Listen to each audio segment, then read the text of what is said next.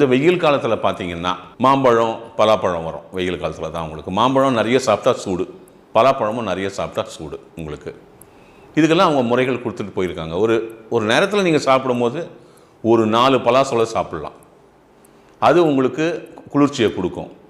இதே நீங்கள் வந்து ஒரு 10-15 பலாசொலை சாப்பிட்டீங்கன்னா உங்களுக்கு சூடை ஏற்படுத்தும்.